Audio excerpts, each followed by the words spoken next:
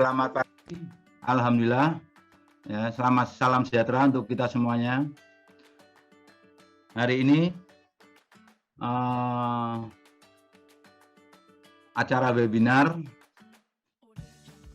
Fiklejos Trading System webinar kita mulai pada tanggal 25 Juli hari Minggu. Kita mulai dari jam 9 sampai selesai.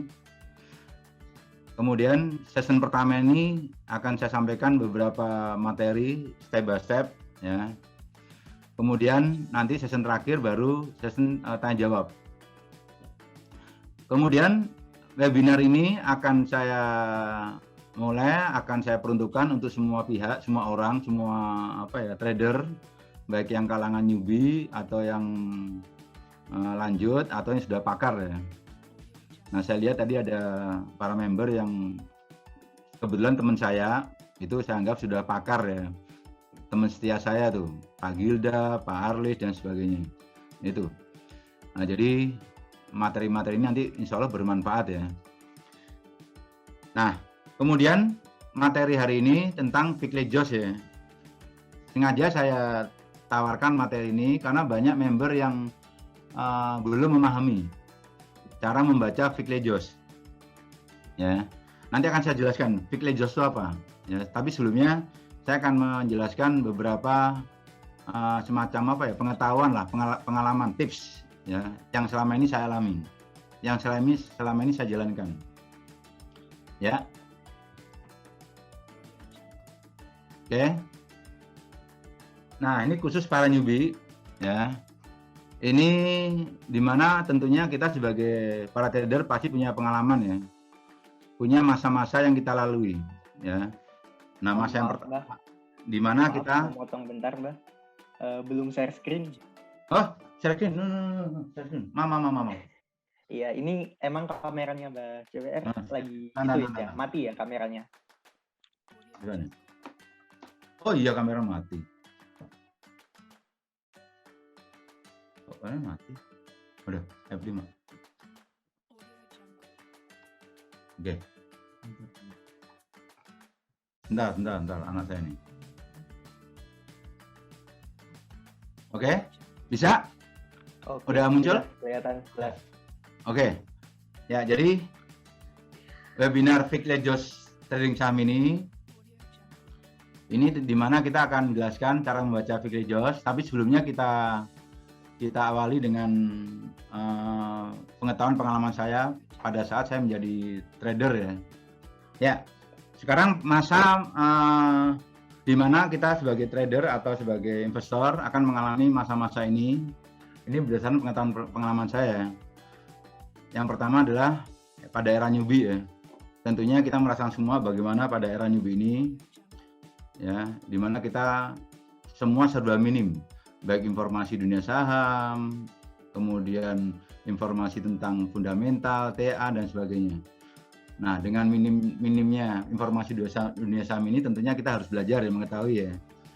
Nah, kemudian tren dari era newbie ini tentunya ingin tahu ya, atau mungkin coba-coba. Nah, setelah dia tahu, kemudian mengetahui, dia lalu mencoba mencari informasi tentang akun ya.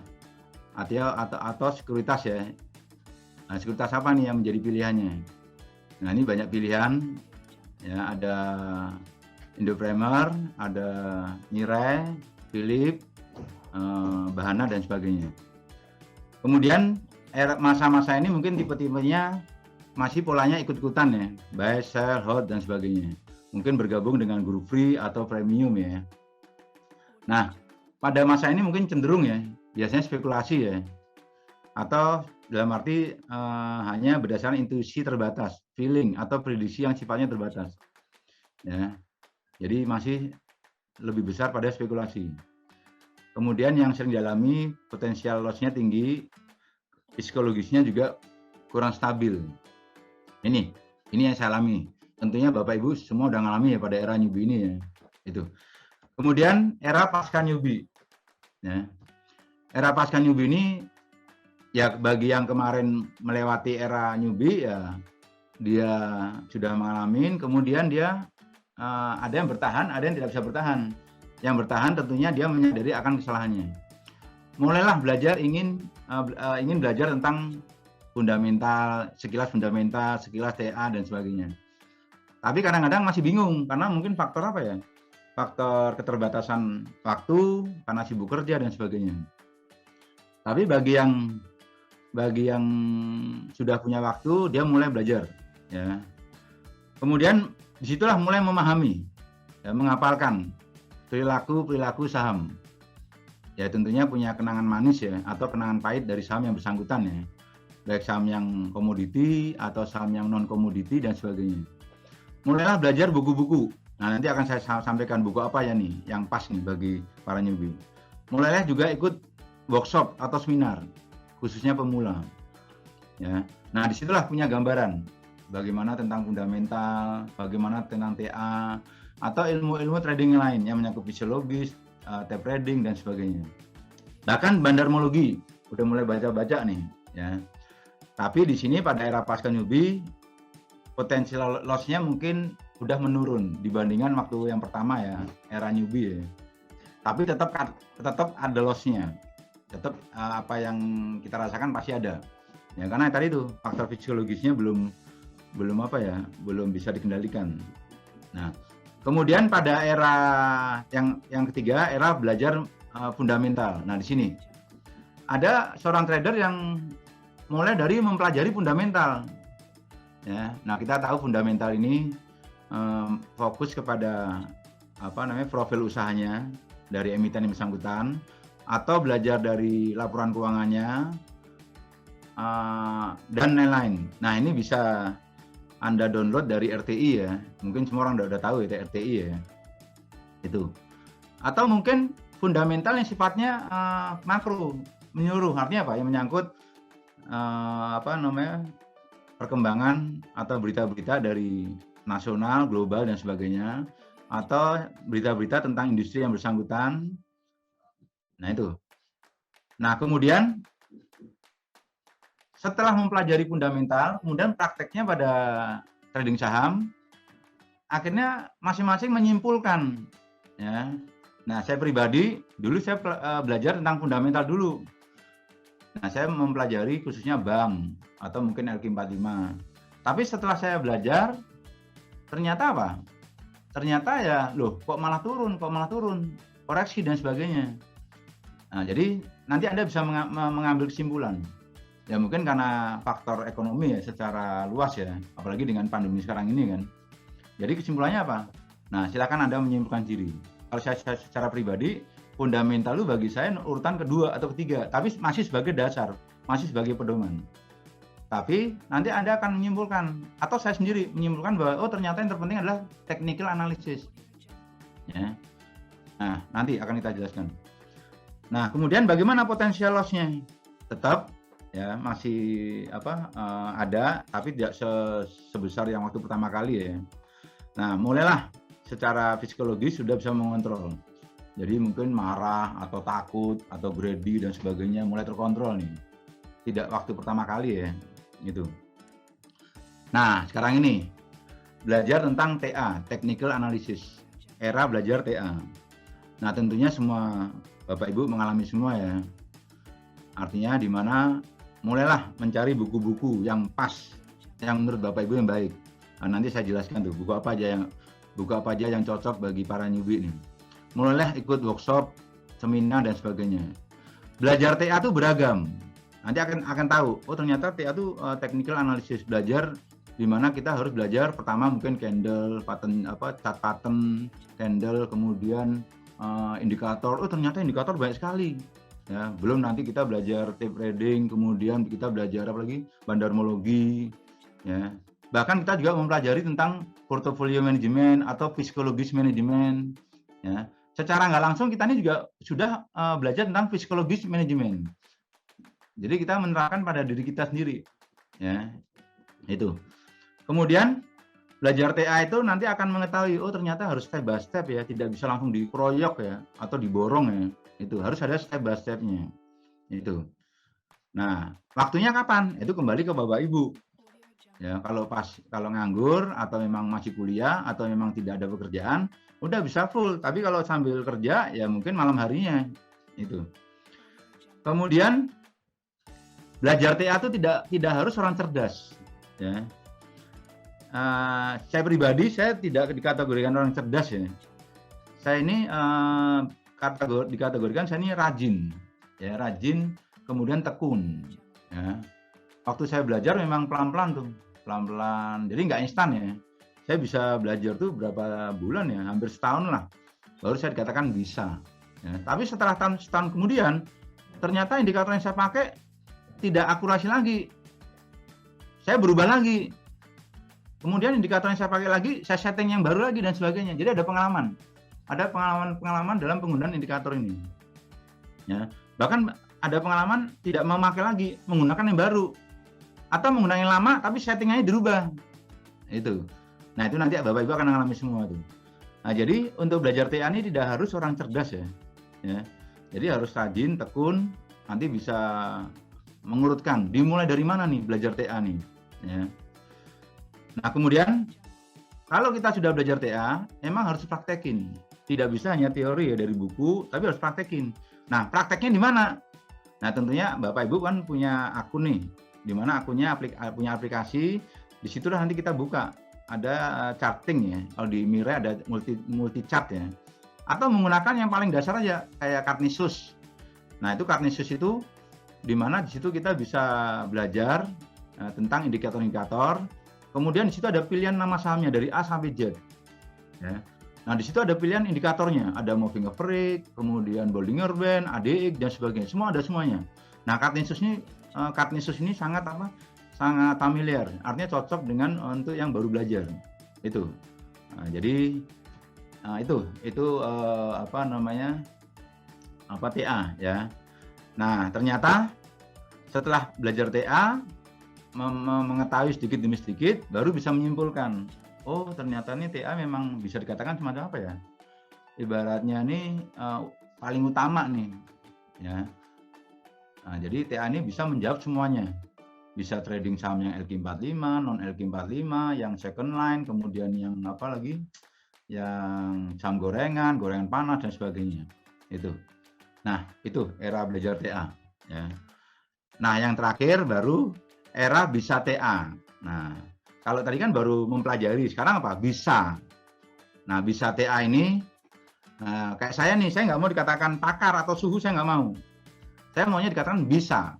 Nah, tapi bisa dalam arti maksimal lah itu. Tapi tidak akurasi 100% ya. Ya minimal 80-90 sudah bagus. Ya. Mungkin Bapak Ibu tahu kan, CPR jagonya lab trading. Ya, karena saya memang full lab trading. Dari jam 9 sampai setengah 12, dari setengah 2 sampai jam 3. CPR jagonya apalagi? Full lab trading udah, jagonya signal saham dan TP, iya. Kenapa? Saya melototin running trade. Nah, saya melototin saham-saham yang bergerak per detik. Saya kan di setiap akun kan ada menu trade tuh, menu trading running trade. Itu saya lihat, kalau ada yang bergerak, ya misalnya saham Bumi nih bergerak baru 2 tick. Langsung saya buru-buru di TA-nya CPR, saya lihat signalnya bagus nggak. Nah, kalau signalnya bagus, ketahuan tuh target price-nya berapa. Langsung saya buru-buru ketik. Nah, saya share ke premium, kadang-kadang saya ke free. Nah, itu. Jadi kalau dikatakan jago signal, jago TP, saya mengatakan iya. Ya. Yang penting apa? Jangan kelewatan dari mata saya. Kan memantau running trade kan cepat sekali tuh. Nah, jadi kalau saya langsung plek, mata saya melihat, langsung saya buru-buru lihat di TA CPR, buru-buru lihat TP-nya berapa. Nah, tapi kalau running trade kan cepat tuh. Kalau saya kelewatan dari mata saya, ya maaf aja. Makanya saya ada kata apa? Maaf terlambat, baru saya ngasih TP-nya. Kenapa? Terlewati. Apalagi kalau saya lagi suntuk, ngantuk, tidak fresh, itu sering lewatnya tuh. Nah, jadi kalau yang live trading itu harus benar fisiknya, otaknya harus fresh. Saya jamin kalau fresh, saya jamin saya bisa memantau, melihat, dan juga tidak bisa jarang terlewati. Ya terlewati adalah 1-2 lah. Nah, itu kayak kemarin hari Jumat tuh. Hari Jumat season 2 ya. Kebetulan saya lagi mood nih. Lagi mood, langsung saya cari saham-saham yang berpotensi. Sempat saya buat fix Lejosnya. Alhamdulillah kan yang saya share kemarin season 2 langsung naik semua kan. Coba Anda lihat di free-nya ya. Itu season 2 tuh. Kemarin Jumat memang sengaja saya buka di free semua ya. Itu. Nah, jadi saya mengatakan bahwa CPR jagonya signal dan TP. Iya. Ya. Asal mata saya tidak kelewatan. Tidak kelewatan lihatnya. Ya, saya bukan mengatakan kecil, enggak ya. Akan saya usahakan TP-nya berapa ketahuan. Nah, itu. Pertanyaannya nih, kok saya bisa menentukan TP dengan tepat ya? Ya. Banyak member yang mengatakan, Jabri saya terima kasih Mbak, selalu pas. Kan kata-kata saya kan unik kan. Pas ya. Memang benar kan, pas. Itu. Kemudian jagonya Fix Lejos. Nah ini. Fix Lejos ini lukisan yang saya buat yang mengkombinasikan antara Fibonacci sama chart pattern. Nah, Fibonacci mungkin semua orang udah tahu, pola-polanya dan sebagainya udah tahu. Nah, yang paling susah itu chart patternnya. Coba Anda lihat Fix Lejos yang saya kasih itu. Unik kan? Saya naik dewe kan gambarin. Ya, berbeda dengan yang lain. Ya, udah gambarnya saya naik udel, atau kemudian nggak ada rumusnya dalam chart pattern, ya. Kemudian neko-neko gambarnya, ya. Nanti saya jelaskan. Kan nggak ada model-model lukisan chart pattern kayak gitu kan, letter U, letter W, apalagi itu. Kemudian macam-macam lah yang saya gambar itu. Nah, itu chart pattern itu saya menguasai kemudian bisa. Itu emang proses, nggak instan itu. Nah, kemudian kan di situ mengkombinasi antara Fibo sama chart pattern.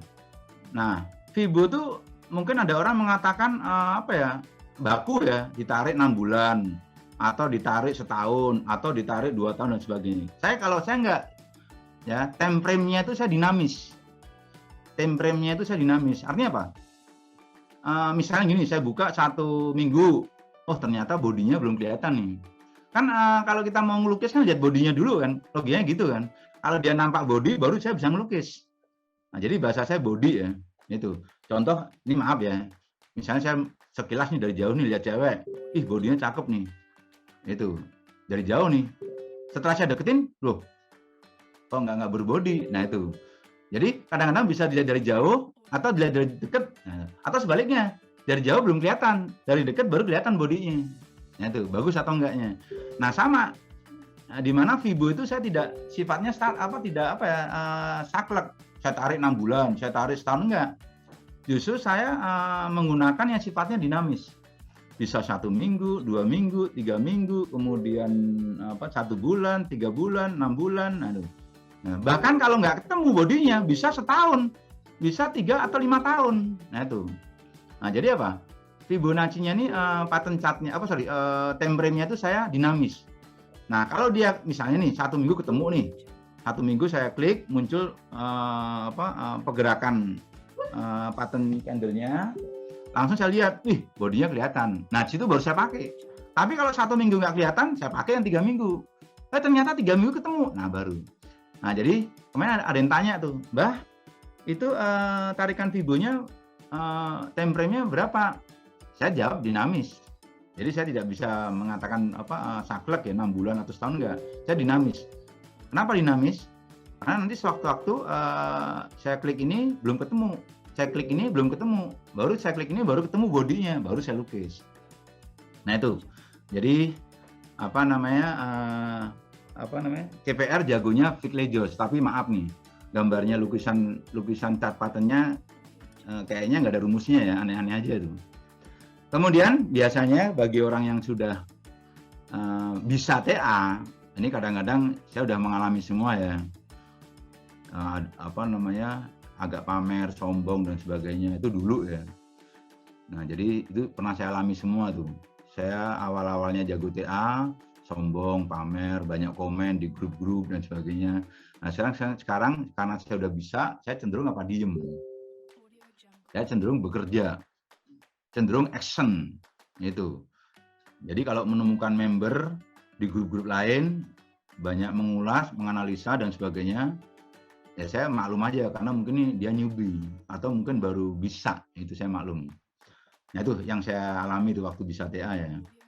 Kemudian sebentar. Oke, setelah belajar TA, nah nanti baru kita bisa menemukan jati diri kita, stylenya kita. Oh, ternyata saya cocoknya swing trader atau fast trader atau scalping trading, trader itu. Nah kalau saya bahasanya itu namanya 4C ya, cikat, cuan, cabut, kabur, gitu. Atau mengkombinasi style-style tadi itu. Ya, jadi ada akun foto lain itu untuk swing, akun foto yang ini untuk fast trader, untuk fast atau scalping itu. Nah, jadi prinsipnya CPR adalah 4C. Ya, cikat, cuan, cabut, kabur. Itu. Apalagi untuk khusus saham-saham gorengan ya.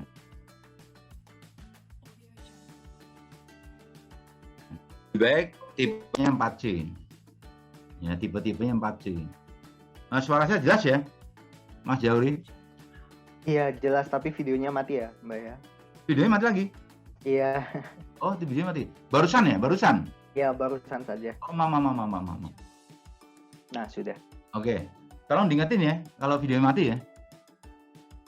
Ini makanya tergoyang siap. Kabelnya kena melulu nih.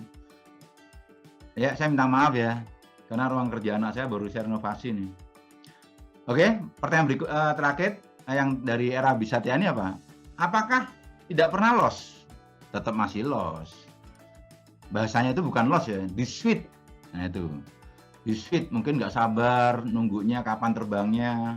Daripada kelamaan nunggu terbangnya, saya shoot yang lainnya. Nah itu. Nah, jadi bahasanya bukan loss tapi apa? Di-sweet biasanya itu. Kemudian yang terakhir, psikologisnya bagaimana? Wah, ini kalau udah namanya bisa TA, dia psikologisnya udah terkendali benar.